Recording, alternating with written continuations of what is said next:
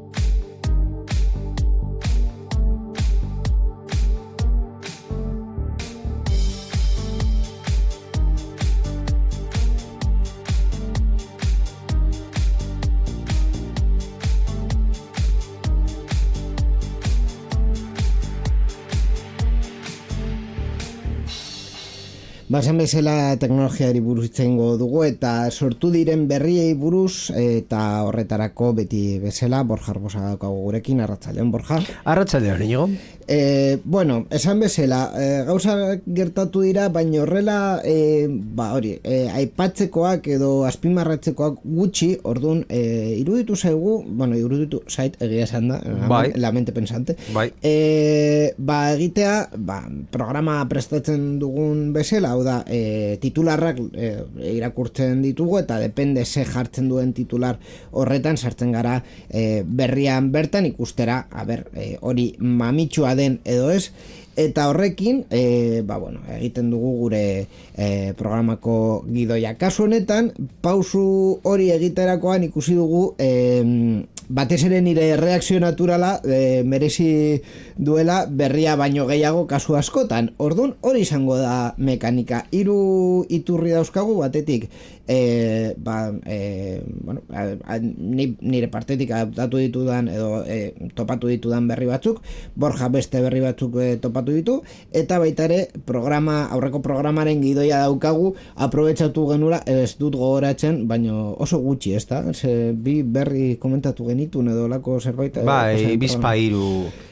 Orduan, soberan egon zen beste guztia ere komentatu. Ez que pasaden programa gainera, eztabaida askotan sartu ginen, eta azkenean berriak birpasatzeko denbora askoz genuen izan.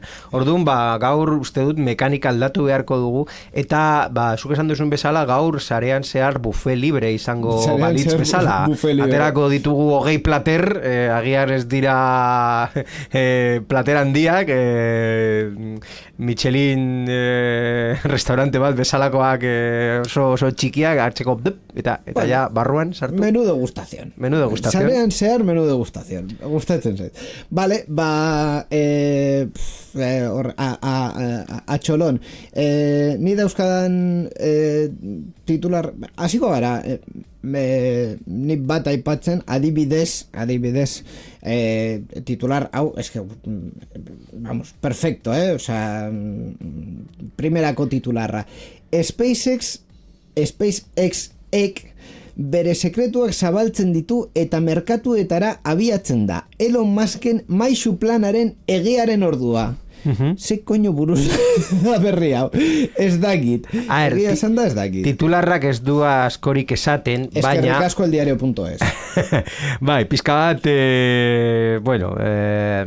clickbait titular bat. Baina, azkenean SpaceXen gauza da burtsara ateratzeko ideia daukala. Bere enpresa SpaceX, Elon Muskena badakigula, bere enpresa ekosistema barruan dagoena, eta hor batez ere interneta sateliten bidez emoteko mundu osoan, batez ere ni ustez guda dauden, konfliktu beliko dauden lekuetan oso interesgarria doa, eta Starlink bestelako sistemak baita ere. Kasu honetan SpaceX direla koeteak, hau da espazioa aurkitzeko gauza berriak. Eta espazioan aurkitzeko gauzak berriak baino NASAri hornitzaile lana egiteko, azken finean egin dituzten SpaceXen egin dituzten azken lan handiak izan dira NASAk ezin zuelako edo gaur egun ez daukalako ahalmena gauza batzuk egiteko, eta beste enpresa publikotan bezala subkontratatzen dute beste enpresa bat. Eta bere enpresa ekosistema barruan Starlink aipatu dugu, SpaceX, noski Twitter edo X, eta Tesla. Eta famatuenetarikoak. Kasu honetan dela SpaceX bere imperio berria eraikitzen ari da Elon Musk, Darth Vader bat bezala, The Empire Strikes Back. Total, berri hau dela SpaceX burtsara aterako dela? Bai. Vale, osondo. Urrengo titularra, Mesedes Borja. Ez daukazu interesik burtsan sartzeko eta... Enpresa bat burtsara aterako da. Vale, bueno, bere garaian ja kontatu genuen, eta, de hecho, han egon nintzen ni hor Bilboko bolsan, Euskalteleko burtsara irtera ikusi gendun, osondo, 2 urte geroago, Masmobil erosi zuen Euskaltel eta burtsatik kendu ziren, osondo. Pues ya está, pues chico, 2 urte, ez dakit 2 urte, lau edo bost edo zazpi izan ziren. Urrengo berria ekarriko dizut ni, beraz, Europar Batasunaren berria. Europaren Batasunaren berria. Gaur ez daukagu sintoniarik, ez badut onartzen berria ez bada pasatzen, ez dago sintoniarik. Bueno, Europar Batasuna lege esparru berri bat prestatzen ari da Ameriketako estatu batuetako teknologia enpresa handiekiko, hau da Google, Amazon edo Microsoft kasu duen, mendekotasun estrategikoa murrizteko. Bueno, de hecho, hori da pasaden programadako gidoitik, ez da? Ba, hori komentatu genuen esplisituki, ez genuen nahi, baina... Ez genuela komentatuko, batez ere errepikatuta delako, osea, ja, programak eman ditugu komentatzen nola Europar Batasunak nahi duela subiranotasun digitala. Bueno, bai, efectivamente bere arloan subiranotasun digital hori sustatzea, baina eske ez dago ezer berririk. Hau da, bai, legeak prestatzen ari dituzte, baina momentuz, osea, de hecho, gainera gogoratzen dut kritikatu nuela zurekin eta beste pertsonekin baita, berriak esaten zuela, CNBCek esaten zuela, Europako Komisiotik daukaten iturri batek esaten zuela lege berriak prestatzen ari dituztela. Ostia, hau da rumor bat bezala kontatzea. Bueno, bai, prestatzen nahi dituzte, ja, argitaratzen dituztenean, edo bere prozesu legislatiboa hasten direnean, ja, kontatuko ditu. Denbora daukagu kontatzeko segingo duen Europar Batasuna, eta badaukagu bere espazio propia, baino... Ez da rumore bat, hau da... El tío del primo que me ha dicho que no sé qué, que la fuente de la fuente de la fuente. Ni kontatu nizunez zela inbesterako, hau da Europako Komisioaren agenda. Eta Europako Komisioak legezko proiektuak ateratzen dituen organismoa da. Hau da, Europan lege bat egiteko Europako Komisioak proposatu behar du. Eta Espainian lege bat egiteko Espainiako gobernuak proposatu behar du. Eta Euskadi lege bat egiteko baina ez bakarrik. Eusko Jaurlaritzak proposatu behar du. Baina ez bakarrik. Oso ondo, baino... Europan bai. Europan ez badu komisio proposatzen ez du inor. Baina proposamen hori egiten denean, ja firme, serio, hau da, lege hori sartzen denean, al registro del parlamento, hor komentatzen dugu. Lehenago dira rumores, sinceramente. O sea, es que niretzat ez du merezi. Ez dira rumor, baizik eta prestaketa. Vale, prestaketa lanak. Vale, baina hildo berean, hortik daukazu... Gauzak bere epeak behar dituzte. Borja, baina hildo berean, hortik daukazu titular bat dela Apple prestatzen ari dela WWDC egingo dutela, ez dakizet. Vale, hori ere ez dugu komentatuko, batez ere prestaketak direlako. Bueno, ja, ekitaldia egiten dutenean eta kontatzen digutenean ze izango den urrengo urtean Apple, edo urrengo urteetan Applek egingo duena, kontatuko dugu.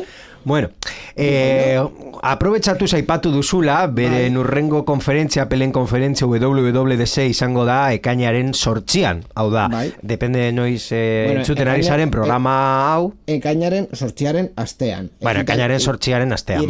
Irekiera ekitaldia 8an egiten da, eta hor normalean batez ere software berriak aurkezten dituzte, izango direla MacOS, tvOS, WatchOS, iOS eta iPadOS eta movida guzti horiek 27. Siriren bertsio berria. A ber, ikusiko dugu, baino bai, basikoki hori izango da oso gutxitan aurkeztu dituzte hardware kontuak garatzaileen konferentzian, batzutan bai pizkat aurrerapena egiteko hori ikuste, garatzailek baita ere prestatzeko formatu berriak edo, gogoratzen dut, espanago oker ikusi behar dut Apple TV horrela aurkeztu zela, baina begiratuko dut badazpada, baina hori da kontua. Hardwarea normalean ez dela aurkezten horrelako horrelako aurkezpenetan. Bai. Softwaren arloan baita ere aipatzeko interesgarria Apple gailuen sekurtasuna indartzeko asmoz iPhoneentzako lapurreta kontrako funtzio berri bat garatzen ari da. Bere helburu nagusia da telefono erabiltzailearen eskuetatik indarrez kentzen dutenean gailua automatikoki blokeatzea, lapurtutako terminala erabilezina bihurtuz. Esan behar dut ere, hori gaur egun egin aldela sin problema. Bai, imaginatzen dut jadanik existitzen zela. Atajos edo, lasterbideak. Eta uste dut Androiden danik deitzen den aplikazio batean, ni uste dut, instalatuta dut, lasterbideak deitzen den aplikazioan konfiguratu aldira ezaugarri ezberdinetarako automatizazioak lasterbideak. Bai. Eta honekin ere hartu alda,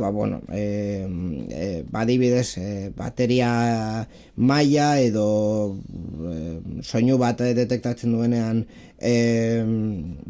begira, nire iPhonea hartzen duenean txirrina baten soinua, adibidez hau gorrentzako oso erabilgarria izan leike, soinu hori detektatzen duenean notifikazio bat sortzea, jakiteko zure atera deika dagoela norbait.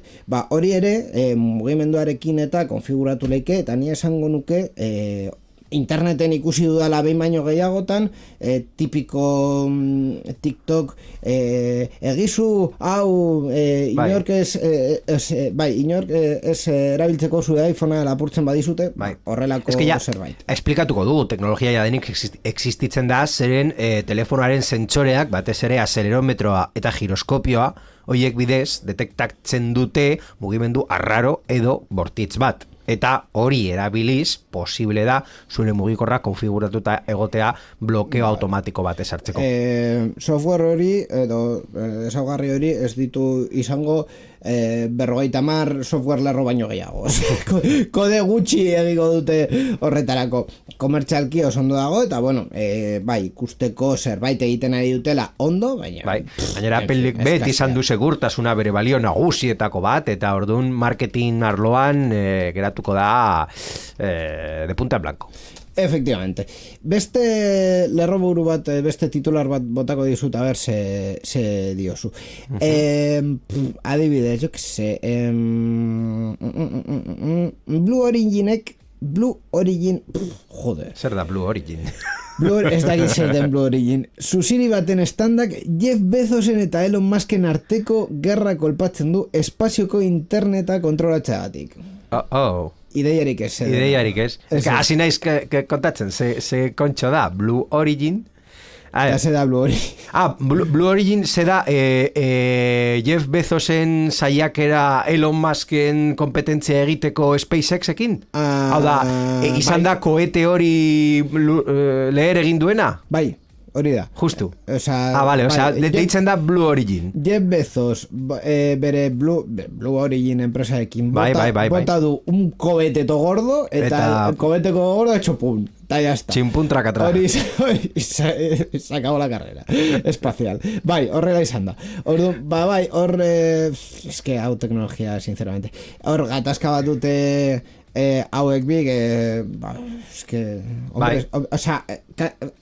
berri hau da kantzeratzeko, dira, bi gizon, heterosexualak gainera, sacándose la polla. Dirudunak gainera, zuriak, eta cisetero, efectivamente, esan dudan bezala, maskulinitatea hor, konparatzen, begira, ni enpresa handiagoa daukat, en fin.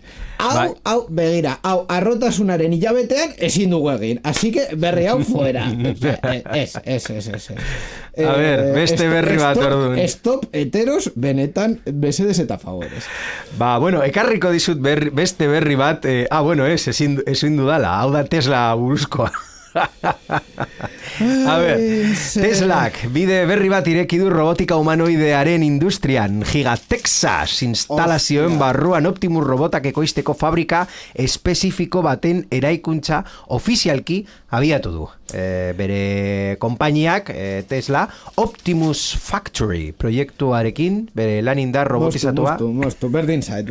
Osea, ikusi ditut ja, hainbeste... Robot humanoideak ez daukazu... Osea, hainbeste bideo robot humanoideak dozin gauza egiten saiatzen.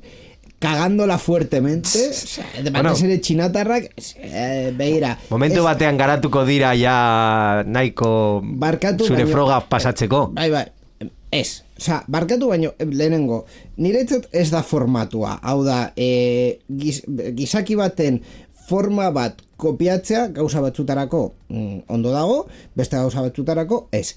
Ikusi dezagun, por ejemplo, segin duen azken 15 urteetan Boston Dynamics, bere apostua izan dela alde batetik teknologia hori garatzea beste formako robot batzutan aplikatzeko, eta zerbait gu errekonozitzen dugun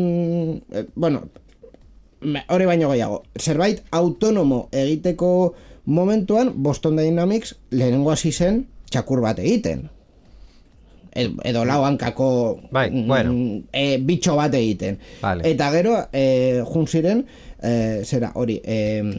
humanoidetara, eta Boston Dynamics hortik ez du aurrera asko egin. Orduan, barkaidazue, baino formatu, osea, fizikoki formatua niretzat ez da hori. Egia da, interesgarria dela garatzea teknologia hori hainbat eta hainbat alorretan aplikatzeko, bai, baina gizakiaren forma, o sea, quiero decir, dentro del diseño natural, ez gara ez da un portento, o sea, beste animaliekin konparatuz, nahiko txikia gara, nahiko fragilak, pelaje gutxi, aragi gehiegi, grasa gehiegi kaso askotan, eta dauzkagun egiturak gabe, en el bosque no vivirías tú, ni yo ni nadie, o sea, quiero decir, bueno, es gara el portento del diseño natural. Orduan, en el bosque no vivirías orain dela milioi urte bai, baina orain dela milioi urte txikiagoak ginen, are txikiagoak, pelaje gehiago, lauanketan eta bianketan mugitzen ginen. Esaten dute humanoide, baina humanoide zer esan nahi du? Hominidoak izan daitezke? A ver. Hominido humanoide bezala hartzen dugu? Irudia uste dut dela gainera oso argi eta ikusi duzue behin baino gehiagotan, a ber, irudi hau ireki aldudan baita ere bideoan jartzeko, ikusi duzue mierdo hau, a ber, hori. Ikusi duzue robota, kostatzen zaita gauza jartzea bideoan bere lana dauka. A ber, hau da,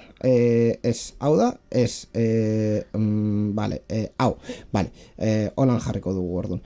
Ikusi duzue irudi hau, robot hau hainbat eta hainbat bideotan istripuak izaten, konkretuki. Hau da formatoaren edo garapen honen apostua, orduan, sinceramente. Pentsa ezazu humano fisikoak milioika urte evoluzio behar zutela. Bai. Errobot humanoideak zenbat daramatzate, 20 urte? Gehienez, bai. Orduan, a ber, denborarekin lortuko dute. Bai, denborarekin, baino... Urrengo urtean izango da, ez. Borja, baino, hau da, lenguai modeloekin bezala. Lortu zutenean, komentatu genuen, berria edatu zelako, hori, edabide guztitan, eta bar.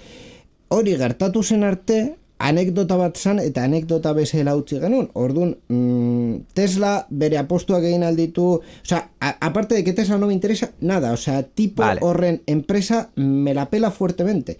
Eta arrazoi asko dauzkat, eta nahi baduzu emango dizkizu. Urrengoarekin ja vas a flipar. Baina horretaz aparte, hau, ja, bere garapena izan duenean, eta bere aurrera pausoak eman dituenean, agian komentatzeko merezi du, baina orain, pues sinceramente, Elon Musk bota nahi badu bere dirua, robot hauek fabrikatzen, ez dakit asko fabrikatuko dituen ero ez dut uste, pues chico, bere kontua da, nirea, ez. Urrengo lerroburua, urrengo titularra. Elon Musken atala ja alde batera usteko, komentatu dugu Starlink, komentatu dugu SpaceX, komentatu dugu Tesla, geratzen da X, edo Twitter, edo nahi duzuna. Pereza. Orduan, Elon Musken plataformak bi abiadurako sare sozial baterantz bultzatu du erabiltzailea Xek murrizketa berriak esarri ditu doako kontuentzat. Orain, funtzio kritiko batzuk ala nola publikazioak egitea edo beste erabiltzailei txioei erantzutea, nabarmen mugatu dira, bere estrategia noski da X Premium arpidetzara bultzatzea. Berdin zai. De hecho, ni daukat beste titular bat dela Twitterrek lapurtutako argitarapen impresioak berrez leituko dizkie jatorriko sortzailei. Hori, bai dela niretzat pizka bat polemikoago, azken finean bai bideotan, bai testuan kopia-pega asko egiten delako Twitterren, eta historia berdina inori ez zaiola pasatu, gainera fikziozkoa dela, ikusten duzu hainbat eta hainbat kontuetan, logikoa izan leike, ja adimen artifizial hainbeste dauzkagunez, sare sozialak behintzat detektatzea automatikoki nork jarri zuen horrelako mezu bat lehen aldiz, zentzua daukanean, claro, testua bada oheranoa, ez, obviamente, oheranoa ni 2007an jarri nuen, oheranoa Twitterren, hortik dago mesua, baino, hori, argitalpen luzeagoetan eta bideoetan eta uste dut bai merezi duela, esatea, minimo jartza, autor original tal, vale, osondo, baina, sinceramente. Eta gainera, beste gauza bat esango dizut, Teslaren kotxeak mierdolo oso handi bat dira, osea, quiero decir... baina frogatu duzu kotxea. Bai. Noiz? Zer galdu duen ni, zure kotxea ez da Tesla. Ez, baino, begira, Opel Corsa elektriko bat izan da urritik ona, gainera azken asteetan asko erabili izan behar dudana, beste kotxeak ikusten ditut bai diseinuan eta bai gero ezaugarrietan, eta benetan eske ez dauka niret egia da formatu ezberdinak eta bar daudela, baina eskaintzen badiate gaur egun Tesla bat hartzea doainik ni ez nuke hartuko. Tamainarekin, agian bai merezi du pizkat handiagotxoak direla, eta nire kotxea, neko txikia delako. Baina ezaugarrietan nola gidatzen den, eredu bat jartzeko arazoak izan ditut, pantaila eukigarriarekin nire kotxean, eta hori gidatzeko almenik ez dit kendu. Tesla baten la pantalla táctil a la mierda, el coche a la mierda. O sea, horrela kontua, orduan, mesedes, eta fabrikante guztiek gainera, guztiek ez, baina batzuk bai, batez ere txinatarrek hildo horretatik dijo, hasta Jaeko, Moda, Ebro txinatarra dela, por cierto, BYD eta guzti hauek, ez dute kotxeak egiten dituzte tabletak gurpilekin. Ni hori ez dut nahi, ni botoiak nahi ditut nire ezaugarrietarako, eta ezaugarri bakoitza botoi bat badauka asko sobeto, batez ere ezaugarri kritikoak hori aire girotua, kontrol de crucero eta gauza guztiek botoi fisikoak badute asko sobeto, benetan asko sobeto. Orduan, en fin, ez da kotxea berriz inventatu behar hauek esaten duten bezera. Hartu behar da, kotxe bat alba da Europarra eta alba da Europan diseinatuta, ulertzen dira. Eta alba da ona eta bateria bat jartzea izan dela exactamente Opelek egin duela, bere Opel Corsarekin, eta beste marka askok egin dutena. Ya está, ez dago gehiago inventatzerik. En fin, eta gainera itxusiak direla, osea, Ebro bat edo BYD bat niretzat itxusia da. Ni kotxe bat horrela dirudiela, hori oso potoloak oso handiak direla, baino ez dira hain handiak, ez direlako hain luzeak, ez da hain altuak ere.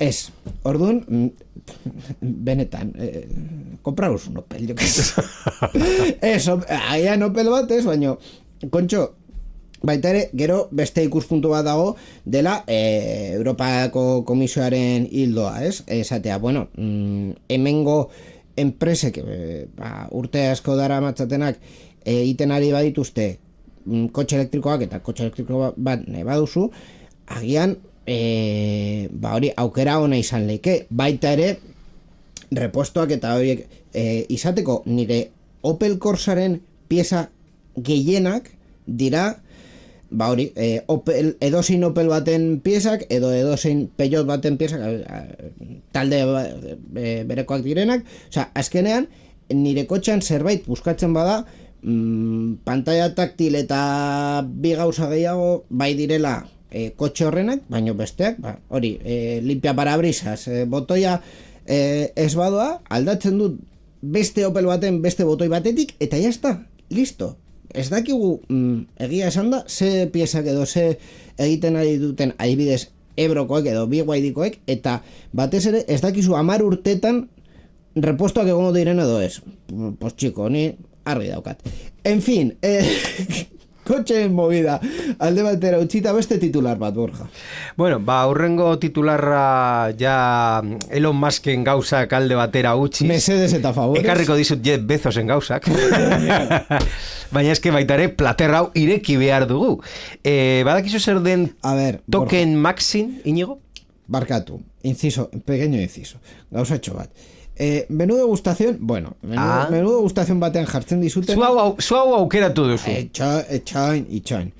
Menú degustación batean jartzen dizutena, jan edo ez, zure aukera da. Bai. Baina esan behar dizut baita, aukeratu behar dela ondo ze menú degustación. Hau da, platerrak irakurri... dizu guztia. Es que de verdad. Guztia. Bueno, de hecho, ni nahiko nuke hau menú degustación baino buffet libre izatea eta hau saltatzea. Bueno, ikusi eta gero ja.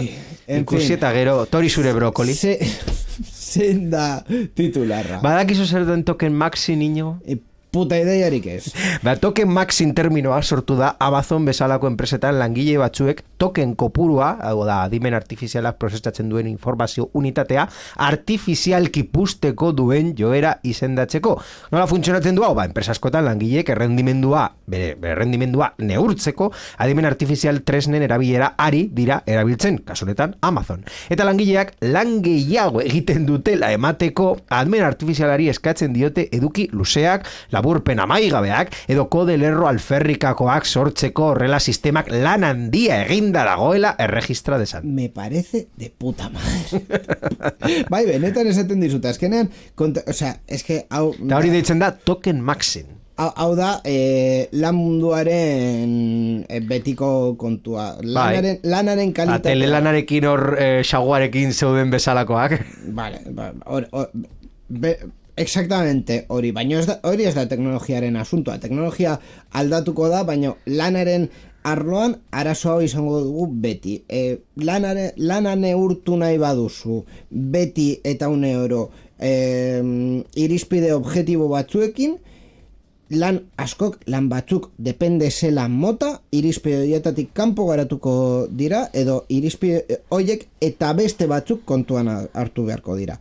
Orduan, hori, horrelako enpresa handietan neurketa bakarrik egiten baduzu irizpide hoiekin, langileak bilatuko dute eta topatuko dute, eta niri iruditzen zait, de puta madre, bilatzea, bere lana azkenean defendatzeko edo justifikatzeko behar badute edo defendatzeko, berdin zait kontzeptua, bidea, eta hori es que no me quiero poner muy anticapitalista, baina gauden munduan eta nola funtzionatzen duten lan erlazioak eta enpresa askok, pues oye, sisteman jokatzen dugu guztiok, bai enpresak, bai langileak. Enpresak bere erramintak erabiltzen dituzte, behar denean bere interesak defendatzeko, langileak ere hori egin beharko dugu. Sin más ni más. Puta madre. Bueno. Eta orain, el himno de la URSS. Baina ez da horrela, Borja. Ez da horrela. A ver, depende ze sistemak eta ze intentzio daukaten sistema horiek. Claro. Sistema legitimo bate kontrolatzen duena langileak egiten dutena produktibitatea igotzeko edo gauzak langileak egiten duten lana errendimendu hain handiagoena lortu desan, niri ez zait gaizki iruditzen. Hau da, enpresak ematen dizu tresnak zure lan orduetan, noski, zu lan egiteko, eta zu daukasun lan orduetan tresna hau edo bestea erabili berdin eman behar zaizu. Hau da, nik hau egiten dut, edo bestea. Helburua da, nire 8, 6, 4 ordu edo zein lan egiteko orduetan errendimendu gehiena, ahalik eta gehiena ateratzea, ez? Hori posible egiten dituzte erremintak, ondo. Niretzat lanan kontua eta ja... Agian bigarren partea esan behar duguna da, errendimendu gehiago egiten badut, baita ere nire soldata igo beharko dute proportzioan. Hori alde batetik, baina niretzat nire ja urte batzuk ez dakizkit zenbat izango dira 8 urte daramatzat etengabe lan egiten, eta nire ikuspuntua gaur egun da nirela, ni daukadan egin beharrekoak enpresak esaten duen denboran egin behar ditut. Punto. Bai. Hori betetzen badut, ondo. Bai. Ez badut betetzen, pues a ver hor zer gertatu den kasu askotan. Gaizki izaleike, baina beste kasu batutaz izaleike, bueno, gauza batzuk premiazkoak direla, beste batzuk ez. Bueno, depende zer gertatu den. Depende zer gertatu den. Baina hori da nire eginkizuna. Errendimenduaren kontua, enpresak ikusten badu, sortzi ordutatik, edo nire kasuan 7 ordutatik, 5 ematen ditu dala, tocándome los huevos, hori ikusterakoan neurriak hartu dezaten. Eta kasu askotan, ez dut esango gehienetan, baina kasu batzutan bai, hori baita ere da enpresaren asuntua. Hau da, ez duela ondo antolatzen lana, nire lan orduetan ni zerbait egiteko izateko. Hori ikusi dut enpresa askotan. Eta enpresaren bete beharra da baita ni lana izatea. Orduan, hortik doa kontua ere, nire errendimendua ja ez dut neurtzen dut, edo produktibitatean ez dut neurtzen dut, egindakoak egin ditudan edo ez. Eta punto. Hori da nire gaur egungo ikuspuntua. Beste pertsona batzuk badakit beste ikuspuntu bat daukatela, baino dena den niretzat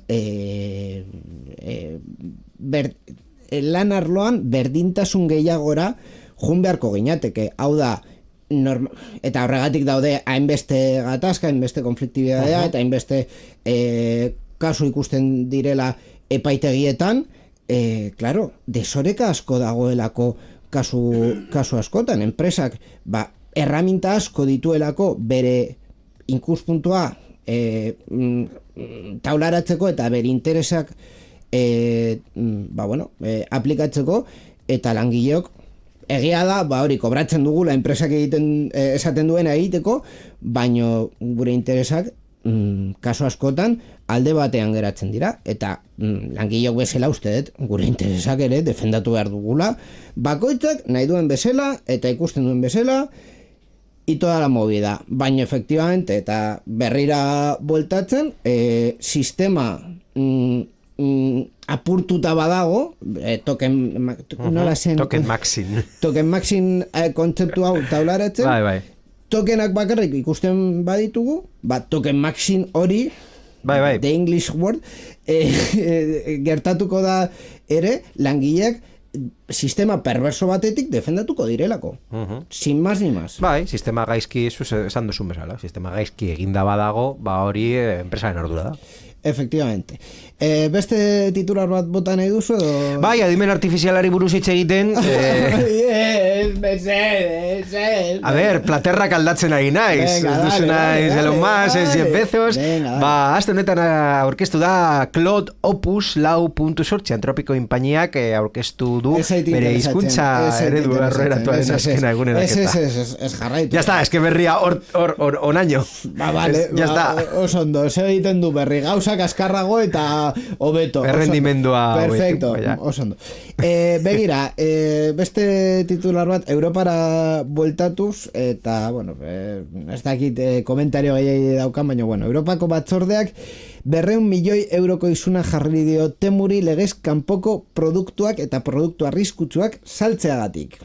Hau baita ere, en fin, es un poco de perogrullo, hau da, Temun sartzen direnak erostera presio hoiekin eta ezaugarri hoiekin eta deskripzio hoiekin eta nola dagoen montatuta Temu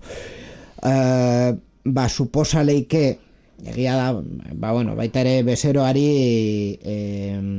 ez diogu suposatu behar ahalmen batzuk edo besteak, baina egia da ere nola montatuta dagoen suposatu behar dugu hori merkea denean ez dela kalitate honekoa, eta gainera, Europako batzordeak esaten du bi printzipio urratzen ari direla. Batetik, produktu batzuk arriskutsuak direla, adibidez, zutan jartzen diren kargadoreak, edo, funtzionamendu txarra dituzten gailuak, piezak askatzen diren jostailuak, hori oso arriskutsua dela, eta bestetik, imaginatzen duzuen ere, kopia asko daude, asko, gauza guztiak ez dira originalak. Bai, produktu ilegalak. Orduan, claro, hori ez du segurtasun arazoa, baino urratzen du patenteen eta copyrightaren kontua. Orduan, baino bazar batera erostea basoaz bezala. Bai. Badakigu guztiok hor dauden produktuak daukatela presio basua, kalitate basukoak direlako, kasu batzutan erabilgarriak izango dira, baino kalitatea hori da, eta, en fin, merkadillo edo bazar batean ikusten dugun bezala, gauz asko, ez direla originala. Esaldi bat erdaraz guztiok uste dugu ezagutzen duguna, inork ez duela ematen duroak lau pesetara, ez? Bai. Edo euroak 89 zentimora. Claro, eskenean hori da honen kontua. Hortik aurrera, plataformak ardura hartu behar duela, betiko eztabaida sare sozialekin bezala eta guztionekin bezala. Plataformek berek esaten duten lehenengoa beti da, hau ez dugu saltzen, gu bakarrik marketplace bat gara, baina non egiten duzu erosketa. Handian jartzen duelako Temu, eta gero txikitxoan jartzen du Shanghunfen, edo Europroducts, edo berdin zait, salduta. Orduan, txikitxoan jartzen badu, nork saltzen duen, zu plataforma bezala, ardura bat uste dut izan behar duzula, saltzaile horiei ze aukera ematen diezun. Egia da ere, Temuk esaten duela, bere plataforman argi dagoela, izena ematerakoan saltzaile bezala, ezin dituzula produktu arriskutsuak edo ilegalak saldu. Baina hori kontrolatu behar da, ez? Hori da honen betiko gatazka eta honen betiko eztabaida, eta ez gara gehiago sartuko, ez du merezi. Venga, beste de titular. Urrengo platera, vale, hardwareen arlora pasatuko gara, Iñigo. Ez zait interesatzen. Ja, de primera. Botako dizu titularra eta joa duzu. Nvidiak ordenagailu eramangarrien merkatu astindu du RTX Spark prozesadoreekin. Ordenagailu eramangarrien CPU-en merkatuen zuzenean sartuz.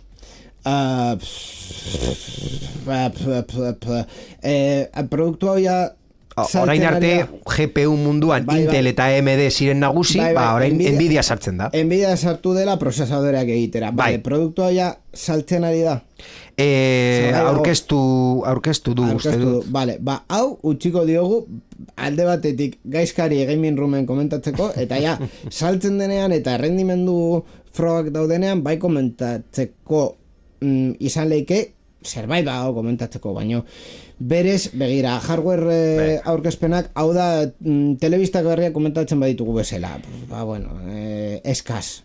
Gainera, denbora gutxi daukagu, orduan, eskaz. Nvidiatik Huawei era, aurrera pauso eman du chipen sektorean lidera parekatzeko konponbidea aurkitu du. Baina, ez duzuz, ez da zu ulertzen, egia da, baina, Huawei adierazi du nazioarteko zigor teknologikoa gainditzeko batez era Amerikako estatu batuetik badakigune etorri direnak, aurkitu duela chip aurreratuen merkatuan lehiakideen nagusiekin parekatzeko moduko teknologia bat garatu du.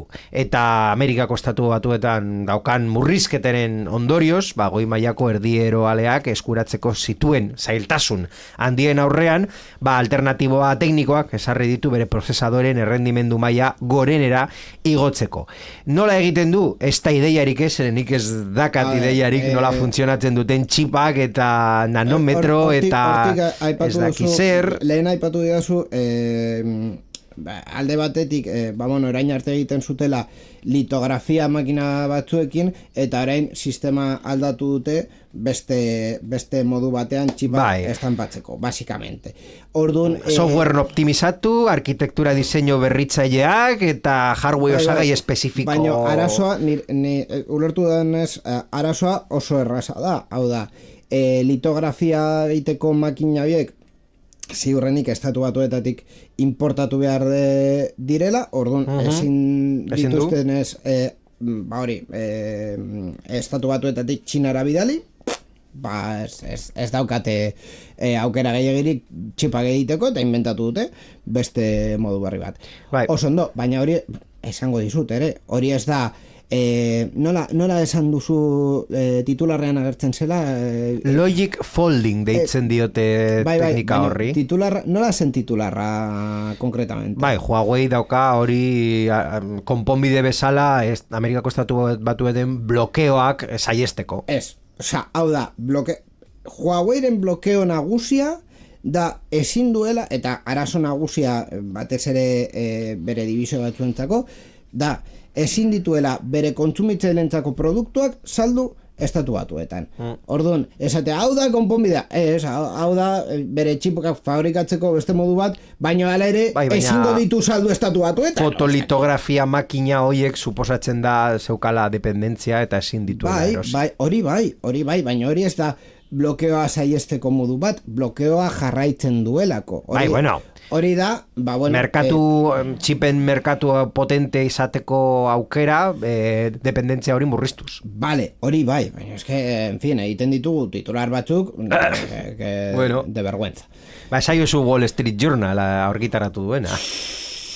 Wall Street Journal baita, ezin dugu... Milaka iturri daukagu hemen konentatzeko Iñigo. Ezin ditugu berriak hartu edonondik, de verdad, eskiz la leche.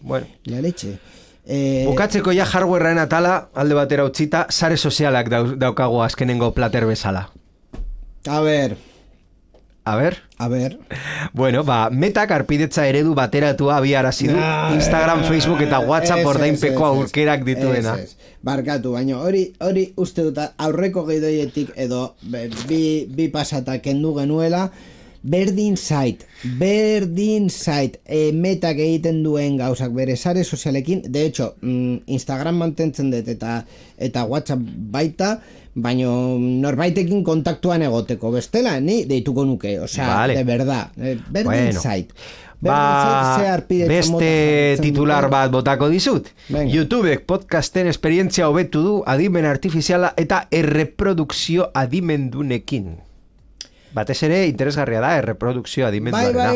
Bai, venga, a ver, konta idazu. Erreprodukzio abiadura automatikoki doitzen duen sistema bat txertatu dute podcastaren edukearen erritmoari egokituz. Hau da, zu oso geldoa basara zure edukia komentatzen, adimen artifiziala jartzen dizu abiadura normal batean. Vale. Me voy. A ver, es que ni ulertzen dut, eta gainera... Es que badago jendea bere kanaletan... Borja, etxuidazu.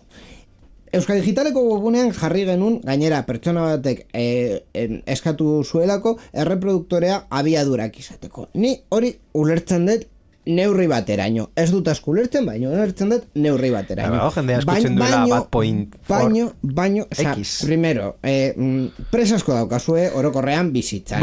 Lasaitu.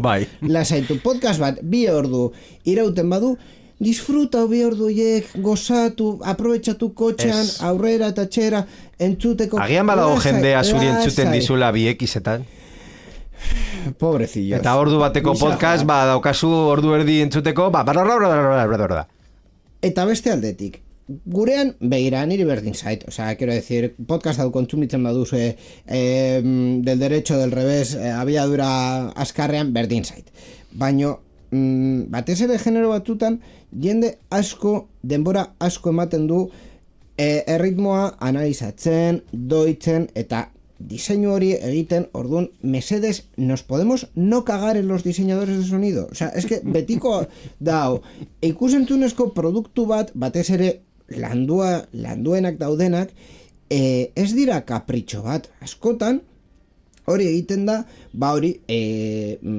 adibidez, fikzio batean, neurtzeko zein den erritmoa, eta denbora, eta trama nola evoluzionatzen duen neurtzeko, orduan, eta hori podcastetan ere, fikziozko podcastak daudelako, egiten da, orduan, bakoitzak abiadura doitu nahi badu, hori bakoitzaren kontua da. Baina plataforma bera, ja, esatea, eske, abiadura hau ez da nahiko, azkarrago jun behar da, edo geldoago. Pues ez, nire edukia da eta zu erreproduzitu behar duzu. Lehenengo, ni da dudan bezala eta bigarren erabiltzaileak nahi dudan bezala. Plataforma erdian sartzea esateko, eske oso geldodoa, pues me toca los cojones, sinceramente. O sea, azkenean, jende askoren lararen kontra doalako eta YouTubeen batez ere, beti danik egin dute, hori, sartzea eskua, edukiak nola egiten diren eta zelan diseinatzen diren kontu, pues ez, sinceramente ez, eta honetan ez nago baterea. Dos titulola daukazu? Bai. Titulol.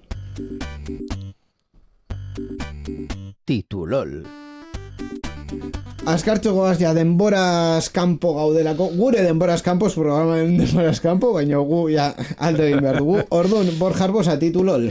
Titulol gaur youtubera berriro ere ekartzen. Baina horretik ez dute zer esan. Bueno, badakizu Inigo, YouTubeen Study With Me ikasi nirekin joera oso edatuta dagoela, eta badago hainbat bideoa Twitchen ere oso famatu erlasatzeko eta zure ikasketak ondo eramateko, eta horren arloan bideo batek ezoiko arrakasta lortu du YouTubeen 5 milioi ikustaldi baino gehiago. Zer egiten du? Ofizial nazi batek ikasle bat zaindu eta zigortzen duen irudikapena da. Bideoak mostu, osea, benetan, Borja, mostu, hau ez, osea, lehenengo ez dakit komentatu aldugun edo ez, eta bigarren ez zait iruditzen eduki ez zait iruditzen, osea, hori horrela promozionatzea ez, osea, badago ere bertsio komunista. Ez, Borja, benetan, mostu, osea, ezin dugu holan atxiste komentatu ikasteteko modu bat zigorretan oinarritzen dena, osea, titulol fracasado, pero cancelado del todo. Sarean zehar Creative Commons aitortu ez komertziala 4.0 nazioarteko lizentziarekin banatzen da. Gurekin harremanetan jarri nahi baduzu email bidez egin dezakezu info@sareanzehar.eu helbidean. Entzun gure programak irubebikoitza.sareanzehar.eus webgunean, baita iVoox, Spotify eta Apple Podcast plataformetan ere.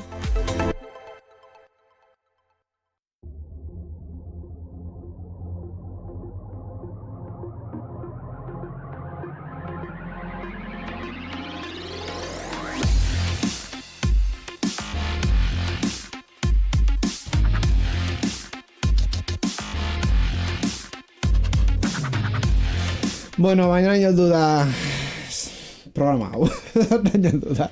Zer laurehun eta hamazazpi, uste dut 18 barkatu. Bai. Bi geratzen zaizkigu denboraldia bukatzeko, eta saiatuko gara hau baino pixkatu betu egitea aurreko programan. Aber aktualitatea gurekin dagoen eta berriak komentatzeko errazago daukagun. Borja Arbosa, eskerrik asko eta hurrengora arte. Laburpen askarra nahi baduzue, gaur Inigo haserretzen da. Asko. Eskerrik asko eta hurrengo programara arte. Eskerrik asko baita ere Mikel Carmonari produkzio atalean egon dela, eta irratietan dauden baita ere emisio eta produkzio atalak gure programaren emisioa posible egiteagatik. 2 aste barru, sarean zer gehiago, espero dugu, eta hobeto baita. Agur!